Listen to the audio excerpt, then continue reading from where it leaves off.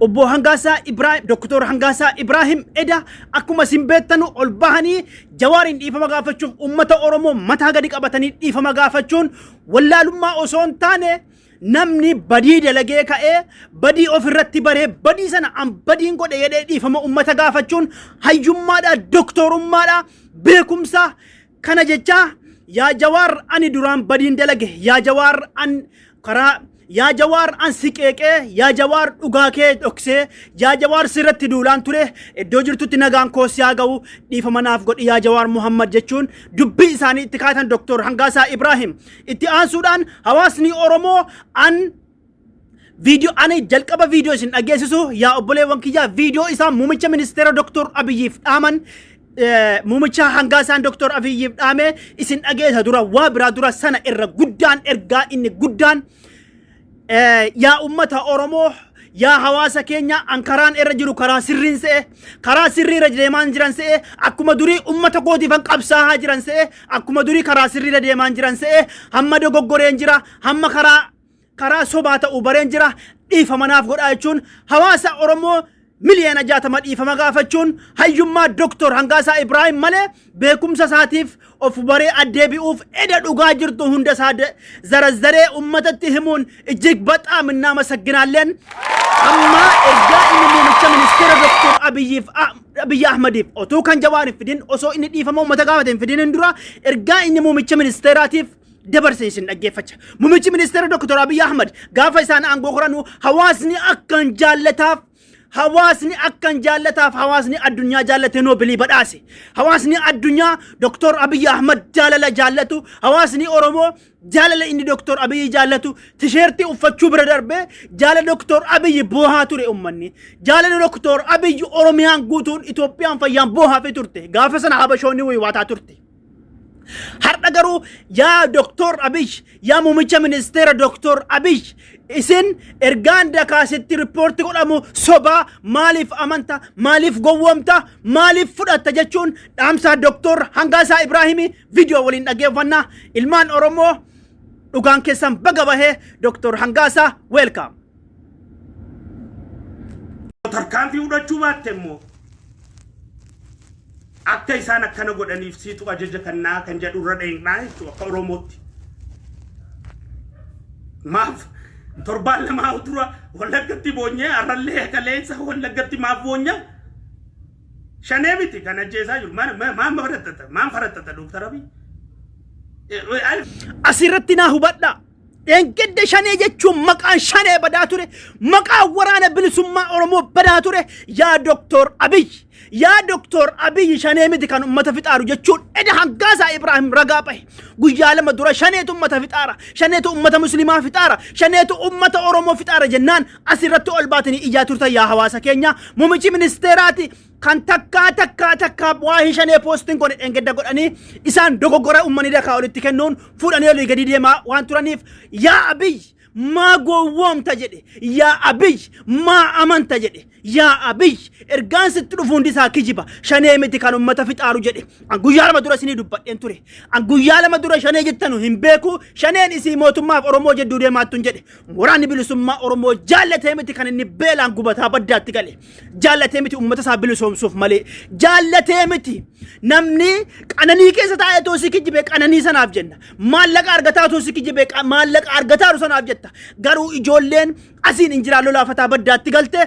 qananii osoo hin taane jaallattee osoo hin taane ummata bilisa baasuuf har'a miseensi paarlaamaa Dr. Hangasa Ibrahim ragaa baanii jiran kuno miseensi paarlaamaa an cufa siin beeka jedhe dhugaadha Hangasa waggaa meeqa dhugaa dubbataa ture yoo dhiyeenya Oromoo ganee gara maallaqaatti jijjiiramellee har'a garuu yaa Abiy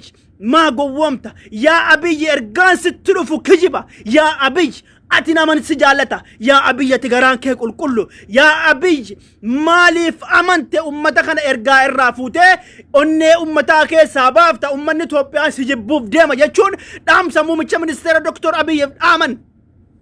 ergaa hangaasaan dabarse keessaa isin jabduun isii kana isin waa'ee Acaaluu waa'ee wareegama hundaa wamni Jawaariin dhiifama gaafate itti deebi'ama waa'ee Oromoo hawaasa dhiiga fagaate itti deebi'ama garuu muummichi ministeeraa kun dhiigaan Oromoodha namni kamillee duraan ni jaallanna turre hamma erga isaan Oromoo gananiyyii erga isaan dogoggora dakaa olitti himan fudhatanii shanee jechuudhaan uummata fixaa turan shanee jechuudhaan dhiigni ilmaan Oromoo badaa ture kuma meeqatti lakkaahamu har'a ergaa miseensi paarlaamaa isaanii miseensi paarlaamaa kun Dr. Hangaasaa Ibrahim dabarse kana yoo isaan qaqqabe hin beennu yoo sirraatan hin beennu jechuudhaaf dura wanni hundi dursu dhaamsa muummicha ministeera Dr. Abiy Ahmediif dhaamame kana jechuuf kana dursine yaa Abiyyi hin gowwoomin jedhe yaa Abiyyi shanee miti kan biyya fixaaru jedhe yaa obboleewwan kiyya guyyaa lama dura shaneet ummata fixaatti jennaan asirra bahame iyyamaa ture shaneet ummata fixaatti jennaan gubanne dhiifne shanee dhugaan shanee har'a bahe dhugaan shanee har'a bahe nama kuma kudha shantu laayivii irratti tun daawwatoo himame yaa jarri keenya nuti bar an akka mataa kiyyaatti daa'imummaa wallaalummaa haddii kanaan qabu nama nyaatu nama miidhumaaf hin jaalladhu an Jawaar Muhammad karaan Jawaar Muhammad deemaaru karaan Jaal Marroon deemaaru karaa Jaal Daawud deemaaru karaan Baqqalaa Garbaa hundi Oromoof qabsaara karaa tokko deeggaruu qabdan hunduma jala jaallachuu deeggaruu qabna kanaafuu dhaamsa muummicha ministeera Dr. Abiy Ahmed dhaamame era deebuudhaan ammas hin dhaggeeffanna. ፈረጠጠ የለም ከታች የሚመጣ ሪፖርት እያመንክ ነው ውሸት ነው ከታች ወደ ላይ የሚመጣው ሪፖርት ውሸት ነው ዶክተር አብይ አትመን ገዳይ ያለው እዛው ነው ቢሮ ውስጥ አስጨፍጫፊ ያለው እዛው ነው كيجي ريبورت جرسي كنون أمة درتي في نجيسن أمني أورومو سجالت أمني سيداما سجالت أمني سومالي سجالت أمني أمارا سجالت سابا سبلمين سجالت مارا كونكي جرسي كيجي بكان ريبورتي ساني نجيسي أمة تندوباتين جرسي كيجي بسيسا جرا جري قلبي أمتا كيسا سباسا جرا جري أني أمتا كيسا سباسا جرا الرئيساني نربسا من سيتو الربسا مجرا الرئيساني جبا من سيتو جبا مجرا نما ستي من قبضوت سيكابا بني قرر أمتا سيتو جاني واني سان ستي ممالي تا أمتا ندقي سوت يا موميتش منستر دكتور أبي أحمد وان إسان ستي منو مالي أتكالو أمتا أجي سوچون أغا دبته وان أكانيت مو أغاني دبتا رجرني وان أكاميت مو أغاني دبتا جرم مالي أغا دكون أغا جرتو لفقايا هنغاسان كناف موميتش منستر دكتور أبي أحمد أتو سمني أكم إثيوبيا برادر بيتو الدنيا جالتو هرب اللبون نما ميك أرتبه دوغو غورا جلا إرغاني تلفتاو مثل سفار لما ساني هر رقابه كنو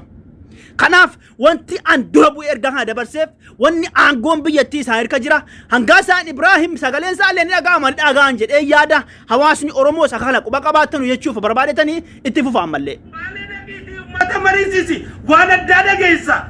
إسان ديسي جمدكي ماتا مريسيسي وانا دادا جيسا إساندي سيارر كده كي مريسيس وانا دادا جيسا إساندي سي شوادا كي مريسيس وانا دادا جيسا إساندي سي ولا كده كي مريسيس وانا دادا جيسا دكتور أبي ما فكو وم تبقى غنتي دكتور أبي benefit of doubting جرا شو كبابي دكتور أبي ما فكو وم تما ولا كده I know what to do also أني بكاكيته I know what to do ما تدري ummata Itoophiya hunda si jibbisiisaa jiranii bari nagartu Oromoo si jibbisiisan Somaalee si jibbisiisan Amaaraa si jibbisiisan Beenchaangul Garanaa Gaambeellaa si jibbisiisan ummanni si marsaa jira kan si jibbu baay'achaa jira kan Dr. Hangaasaa asumatti dhaamna Eda Jawaar Muhammad akka dogoggora hojjetaan jira Jawaar Muhammad dhiifama godhachuun eegdotni isaanii erga jalaa duuteeji amma kana irratti wanni isin hubachuu guddaa qabdan ilmaan Oromoo alaafi keessa jirtan isin hubachuu qabdan warri ammas aangoo keessa jiran warri Oromoo faasomna jedhanii iyyaa jiran halkaniif guyyaa warri halkaniif guyyaa dhaabatanii Oromoodhaaf faasomna jedhaa jiran kun soba jarri sobanuuf dogoggora jarri dologan asirratti hubadha har'a Hangaasaa Ibrahim erga eegduun jalaa ajjeefame duraan dogoggora kee jiraachuu isaa utuu beeku erga eegduun jala ajjeefame har'a gadi bahee dhugaa dubbate ani du'aan jedhe dhugaa Oromoo dubbadheen du'a jedhee dhugaa dubbate dhugaa Oromoo himeetan du'a jedhee dhugaa dubbate garuu utuu eegduun jalaan ajjeefamneeti dubbataan jiru utuu eegduun jalaan ajjeefamneeti mistira kana adibaataan jiru amma namni Hacaaluu ajjeesellee bahuuf deema nanima jedhe Hangaasaa waan jedhe jana hima kan abbaa gadaa nyaata himee jira